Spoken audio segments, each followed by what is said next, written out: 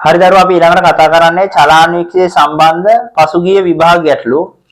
හරි මෙතන දීලා තියෙනවා දරුවෝ 2018 වෙනි 2018 විභාගත රචනාව. හරි ඒකේ තියලා තියෙනවා ඍජු කෝණාශ්‍රාකාර වීදුරු කුට්ටිය සහ චලාන්වික්ෂය භාවිතා කර වීදුරු වල වර්තනාංකයේ සෙවීම සඳහා ඔබට කියා ඇත. ලයිකෝපෝඩියම් කුඩු ස්වල්පයක්ද වීදුරු කුට්ටියේ ප්‍රමාණයට කපන ලද සුදු කඩදාසියේ කැබැල්ලක්ද සපයා ඇත. සුදු කඩදාසි කැබැල්ලේ කතිරය සලකුණු කර ඇත. මෙම පරීක්ෂණය සඳහා භාවිතා කළ හැකි චලාන්වික්ෂය රූපේ පළවන රූපේ පෙන්වා ඇත. ඔන්න පළවෙනි රූපේ තියෙනවා. ඔතන දරුවෝ සීරු මාරු තියෙනවා, A තියෙනවා, B තියෙනවා, E තියෙනවා. එතකොට C තියෙනවා. ඔය ඔක්කොම සීරු මාරු. සීරු මාරු කියන්නේ මේක කරකවනවා. කරකවනකොට පොඩ්ඩක් එහෙට මෙහෙට ගමන් කිරීමක් තමයි තියෙන්නේ. හරිද? සීරු මාරුවක් කියන්නේ ඒ වගේ එකක්. එතන ඔය A කියන කොටස කැරකුවාම දක්ෂිනාවර්තව කැරකුවොත් හොඳට මතක තියාගන්න ඔය අන්වීක්ෂය කියන කොටසත් එක්ක උඩට එනවා. තේරෙනවද? එතන ඔතන B කියන කොටස කැරකුවාම අන්වීක්ෂය කියන කොටස ඉස්සරහටයි ඒ කියන්නේ අපි කියනවා ඒක දැන් සිරස්ව තියෙනවා නම් ඉහළට හෝ පහළට ගමන් කරනවා. නැත්නම් තිරස්ව තියෙනවා නම් හරිද? ඉදිරියට හා පිටුපසට ගමන් කරනවා. හරිද? එතකොට ඒ අන්වීක්ෂ කොටස චලනය කරන්න තමයි B කියන සීරු මාරුව තියෙන්නේ. ඔතන E කියන එක හරිද? දක්ෂිනාවර්තව කරකුවොත් නට් එකේ පැත්තට මේ සමස්ත පද්ධතියම ගමන් කරනවා. දැන් ඔය තියෙන විදිහට E එක දක්ෂිනාවර්තව කරකුවොත් ඔය සෙට් එක මේ දකුණු පැත්තට යනවා. තේරෙනවද? වාමාවර්තව කරකුවොත් වමට යනවා. හරි? හරි. එතකොට ඔතන C කියන්නේ දරුවෝ මේ ඔය මේ උතන තියෙන D කියලා මේ හරිද? ස්තූපු ලෙවල් එක. අර ලෙවල් බිඳුව. ඒක හරියට මොකද කරන්න ඕන? හරියටම එතන තියෙන පොඩි බිඳුවක් මේ රවුමක් ඒකේ තියා ගන්න ඕනේ බිඳුව. ඒ කියන්නේ ඒක පොළොවට සමාන්තරව මේ මෙන්න මේ චලාන්වික්ෂය තියන්න තමයි එතන තියෙන්නේ. ඒක ලෙවල් කිරීමට. හරි. හරි මේක පොඩ්ඩක් බලමුකෝ. මේකේ දීලා තියෙනවා A B C D හඳුන්වන්න දෙයක්. A කියන්නේ දරුවෝ සියුම් සැකසුම. සියුම් සැකසුම. හරිද? ඒක ලියන්න සියුම් සැකසුම. ඒකෙන් කරන්නේ සිරස් දිශාවේ සියුම් සැකසුම් සිදු කිරීමට. ඔක තමයි මාකින් පොයින්ට් එක දීලා තියෙන්නේ.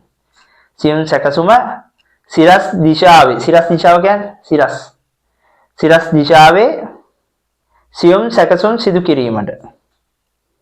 හරි? හරි. ඊළඟ එක B. නාභිගත කිරීමට සැකසුම. එහෙම තමයි දීලා තියෙන්නේ. නාභිගත කිරීමට සැකසුම. එත සීරු මාරුව. හරි? නාභිගත කිරීමට සීරු මාරුව කියලා ලිව්වත් අවුලක් නැහැ. හරි? ඒකේ කාර්යය තමයි වස්තුවේ ප්‍රතිබිම්බය නාභිගත කිරීමට. වස්තුවේ ප්‍රතිබිම්බය නාභිගත කිරීමට. ඒ කියන්නේ ඒක භාවිතා කළා තමයි හොඳට තීව්‍ර ප්‍රතිබිම්බයක් වෙනකම් මේ අන්වීක්ෂ කොටස එහෙට මෙහෙට ගන්න. හරි. හරි. චලනය කරන්න. හරි. C කියන කොටස මොකද්ද? C. මට්ටම් සීරු මාරුව. ඒක ලියන්න මට්ටම් සීරු මාරුව. ඒ මුර්චි දෙකක් එතන තියෙනවා. මුර්චි කියන්නේ මේ නිකන් සීරු මාරු දෙකක් තියෙන හරි. එන දෙකක්. ඒක කරගුවාම එහෙට මෙහෙට මේක බැලන්ස් අරන් යන්න පුළුවන්. හරි. පාදයේ කියන කොටස. චලාන්වීක්ෂය පද්ධතිය මට්ටම් කිරීම. ඒක තමයි මාකින් එකේ දීලා තියෙන්නේ. චලාන්වීක්ෂය පද්ධතිය මට්ටම් කිරීම. මේවා පාඩම් කරන්න ඕනද? මේ විදිහටම පාඩම් කරන්න. ආයි චලාන්වීක්ෂය සම්බන්ධව අහලා ඔය වගේ කොටස් ටිකක් දුන්නොත් මේ විදිහට මේ පොයින්ට් එක ලිව්වනම් ලකුණු වෙනවා. ඊට පස්සේ D. D කියන්නේ දරුවෝ ස්තූපු ලෙවලය. මම කිව්වේ ස්තූපු ලෙවලයක් තියෙනවා කියලා පොළොවට සමාන්තරව මේක හදාගන්න එපා පාදේ.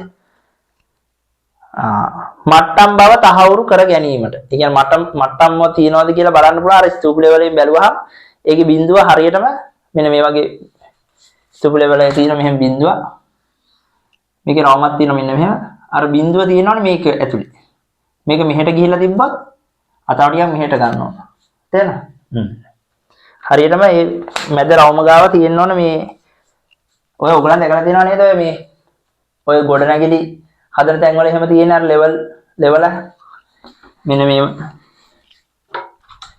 ලෙවල් එක තියෙනවනේ මෙන්න මෙහෙම වතුර එකක මේ වතුර කියන්නේ නිකන් මෙතන තියෙන ද්‍රවයක් ඒකේ අර මෙහෙම මායිම අතර මේ බිඳුව තියෙන්නේ දෙකලා ඇතිනේ ඔව් ලෙවල් එක නම් මෙච්චර කිද ලොකුයි අන්න ඔක තියලා බලන්න මේක ලෙවල්ද කියලා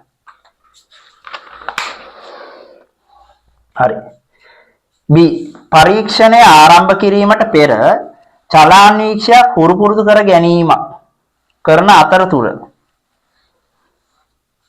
තිරස් ගමන් කරවීමට අදාළ සියුම් සැකසුම් ඇණය කැරකවීමේදී අනුරූප වර්ණීය පරිමාණය ගමන් නොකරන බව ශිෂ්‍යයෙක් නිරීක්ෂණය කළේය. මෙයට හේතුව දෙන්න. හොඳට මතක තියාගන්න. ඔතන තියෙනවා අගුළු ඇණය කියලා එකක්. හරිද? ඒ අගුළු ඇණය දරුවෝ දාලා නැත්තම් අගුළු ඇණය කියන එක තද කරලා නැත්තම් දාලා නැත්තම් මෙන්න මේ කොටස ඉස්සරහ ගමන් කරන්නේ නැහැ. තේරෙනවද? එතකොට මේකේ බලන්න F කියලා තියෙනවා කොටසක්. බලන්න F කොටස. මේ F කොටස මේදී. F කොටස දාන්න. යට හේතුව F. අගුළු ඇණය අගුළු දමා නැත. අගුළු ඇණය අගුළු දමා නැත. ඔක තමයි එතන උත්තරේ. C හරි බලන්න චලාන්වීක්ෂයේ ප්‍රධාන පරිමාණය සහ වර්ණීය පරිමාණය විශාල කළ රූපයක් පෙන්වා ඇත. මෙම චලාන්වීක්ෂයේ කුඩා මිනුම සෙන්ටිමීටර වලින් ගණනය කරන්න. දැන් ඔතන බැලුවාම පේනවා හරිද?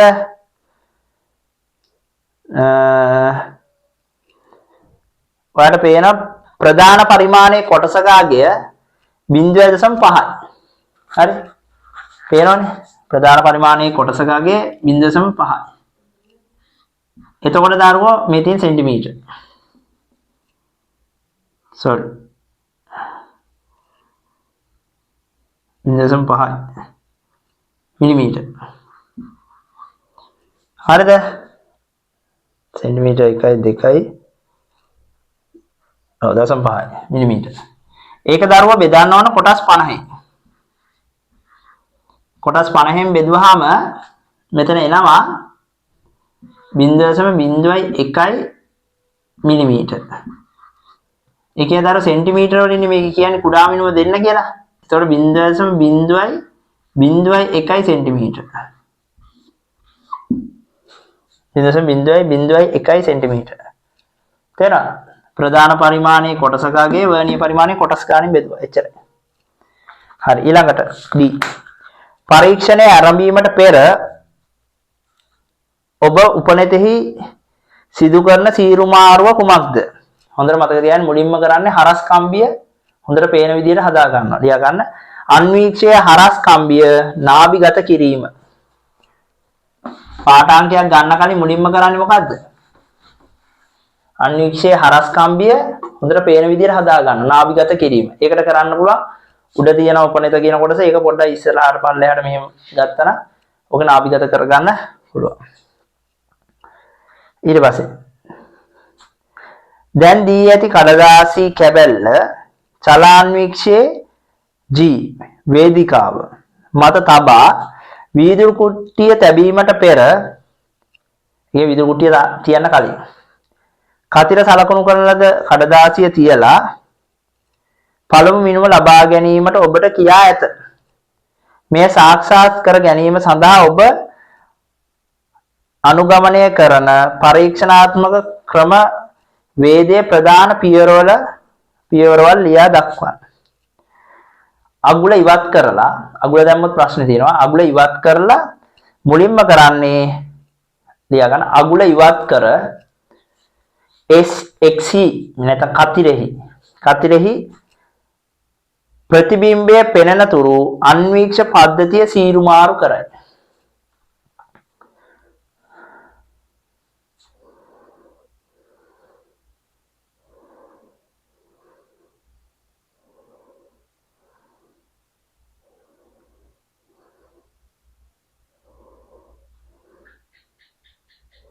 ඊට පස්සේ කරන්නේ මොකද්ද? පාඨාංකය ගත්තා. තේරෙනවද? පාඨාංකය ලබා ගැනීම. සීරු මාරු කිරීම. හරි. ඊට පස්සේ ඔයා දැන් අගුල දාලා තියෙනවනේ. එහෙනම් ලියන්න අගුල දමා ප්‍රතිබිම්බයේ සියුම් නාභිගත කිරීම සඳහා AB ස්කෘප්පුව භාවිතා කරන්න. අගුල දමා ප්‍රතිබිම්බයේ සියුම් නාභිගත කිරීම සඳහා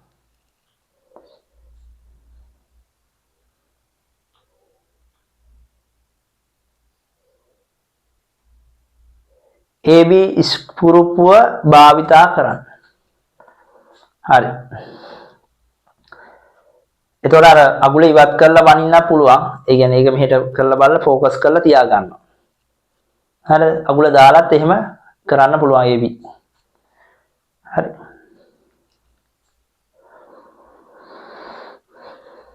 හරි.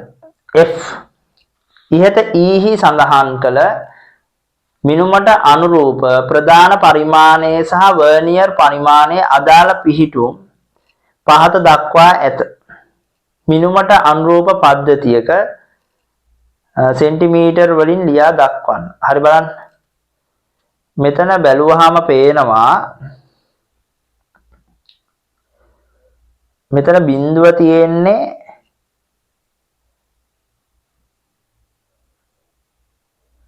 4.65 5යි 7යි අතර. එතකොට අපිට ලියන්න පුළුවන් මුලින්ම බිඳුව බලන්න ඕන මේක. මේක බිඳුව තියෙන්නේ එතකොට කෙලින්ම 4.65 සෙන්ටිමීටර් ගන්න පුළුවන්. ඒකට එකතු කරන්න ඕන වර්නියර් පරිමාණය සමපාත වෙන කොටස් ගන්න. ඒ 41 42 දෙකත් එක තමයි සමපාත වෙන්නේ. එතකොට දරුවා 42 වැඩි කිරීම 0.0.1 සෙන්ටිමීටර්. එතකොට එන්නේ 4.692 සෙන්ටිමීටර්. මේක තමයි පිළිතුර. තේරෙනවද? ඒ කියන්නේ අර මෙතන 4 තියෙනවා. ඊට පස්සේ මෙතන 6 තියෙනවා. මෙතන ගත්තොත් භාගෙ තියෙනවානේ. ඊට පස්සේ මෙතන ඒ කියන්නේ මේ තියෙන මිලිමීටර් 6 7. ඒ අතර තමයි මේ තියෙන්නේ. ඔන්න ඔහොම. එතකොට 6 තියෙනවා. මෙතන භාගයක් තියෙනවා. එතකොට 6.5 කියවෙනවා. මෙන්න මේ අතර තමයි මේකේ බිඳුව තියෙන්නේ. ඊට පස්සේ මේ චූටි වෙනස තමයි මේකෙන් ගන්න. තේරෙනවද?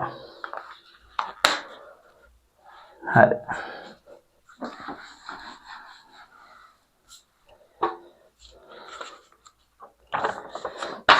ඊළඟට G ඉහත ඊහි සඳහන් කළ පළමු මිනුම ගත් පසු ඔබ විසින් සිදු කළ යුතු අනෙක් මිනුම් දෙක අදාළ පරීක්ෂණාත්මක ක්‍රමවේදවල වැදගත් පියවරවල් ලියා දක්වන්න. අපි දන්නවා දැන් ඊළඟට කරන්නේ මොකක්ද? වීදුරු කොට්ටිය තියලා ඊට පස්සේ මොකද කරන්නේ? ආයි අන්වීක්ෂයට අතවත් තියන්නේ නැහැ. අන්වීක්ෂයේ කොටසේ අර B කියන සීරුමාරුවට අතවත් තියන්නේ නැහැ. දැන් මෙතන B නේ. ඔව් B කියන සීරුමාරුවට අතවත් තියන්නේ නැහැ. ඊට පස්සේ A කියන එක්කෙනා කරකවලා මොකද කරන්නේ? අර වීදුරු කොට්ටිය තිබ්බට පස්සේ ආයි උඩට අරගෙන බලනවා පැහැදිලි ප්‍රතිබිම්බයක් එන තැන. ඊට පස්සේ ඒකේ පාඨාංකය ගන්නවා. හරිද? හරිද? ඊට පස්සේ කරන්නේ මොකද්ද? උඩට දානවා ලයිකෝපෝඩියම් කුඩු ටික. ඊට පස්සේ ඒ කුඩු වලට ફોකස් වෙනකන් ආයෙ තව ටිකක් උඩට ගන්නවා. ඒතර එතනදී පාඨාංකය ගන්නවා. තේරෙනවද? ඒතර පාඨාංක කීයක් එනවද? 3ක් එනවා. පළවෙනි පාඨාංකේ කතිරේ තියෙනකොට ඊට පස්සේ වීදුරු කුට්ටිය තිබ්බට පස්සේ එකයි. ඊට පස්සේ උඩට ලයිකෝපෝඩියම් ටිකක් දාලා එතනට ફોකස් කරලා එකයි. තේරුණාද? හරි. ඒක තමයි මෙතන මේ ඉතුරු පියවර ඉතුරු දෙක ගන්නවා ගන්න කියලා තියෙන්නේ. ඒක ලියා ගන්න මෙහෙම. ලියා ගන්න පළවෙනි වීදුරු කුට්ටිය x මෙහෙම ලියන්න. වීදුරු කුට්ටිය x සලකුණ මත තබා ඒ සියුම් සීරුමාරුව මගින් නාභිගත වූ ප්‍රතිබිම්බයට අදාළ පාඨාංකය ලබා ගැනීම.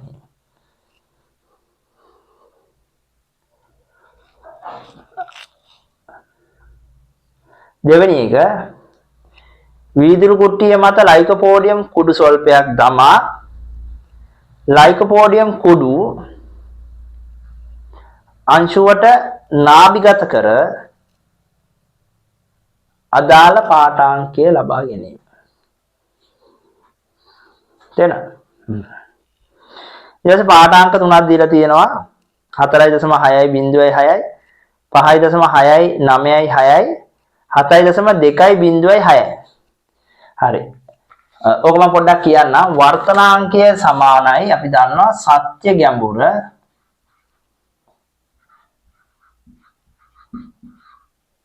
බෙදීම දෘශ්‍ය ගැඹුර. ඔක පොඩි කාලේ විද්‍යාවේදී ඉගෙනගෙනත් ඇති. එහෙම නැත්නම් බලන්න. දැන් මුලින්ම ගන්න ඕනේ පාඨාංකය. මෙන්න මේ 4.6යි 0.6යි. ඊට පස්සේ ගන්නවා 5.4යි 9යි 6. ඊට පස්සේ ගන්නවා 7.2යි 0.6යි. එතකොට දරුවෝ මුලින්ම මෙහෙම තියෙනවා කතිරේ. එයාගේ ප්‍රතිබිම්බය මේ කුට්ටිය නිසා මේක එනවා මෙන්න මෙතනට ප්‍රතිබිම්බය. එතකොට මේ ප්‍රමාණය තමයි මේ දෙවෙනියට මනින්නේ ප්‍රතිබිම්බයට. තේරෙනවද? ලයිකෝපෝඩියම් කුඩු ටිකක් දාලා බලන්න මේක උස කිච්ච කොච්චරද කියලා. එහෙනම් අපි ගන්න සත්‍ය ගැඹුර කියන්නේ මේක. මේ දුර. මේ දුර කියන්නේ මේ දෙන්න අතර පරතරය. මේක තමයි ඔය කියන සත්‍ය ගැඹුර. සත්‍ය. එතන දෘශ්‍ය ගැඹුර කියන්නේ මොකක්ද? දෘශ්‍ය ගැඹුර කියන්නේ අපිට පේන එක. මෙන්න මේක. දෘශ්‍ය. එහෙනම් සත්‍ය ගැඹුර සමානයි 7.2යි 0.6 ඍණ 4.6යි 0.6. ඊට පස්සේ ඒක බෙදන්න බෑ දෘශ්‍ය ගැඹුරේ. 7.2යි 0.6 5.4යි 9යි 6 බෙදන්නවා. දෘශ්‍ය ගැඹුර කියන්නේ අපිට පේන. ගැඹුර කියන්නේ මේ උඩින් ඉඳන් යටින් ඉඳන් නෙමෙයි උඩින් ඉඳන්. ගැඹුරනේ ගැඹුර.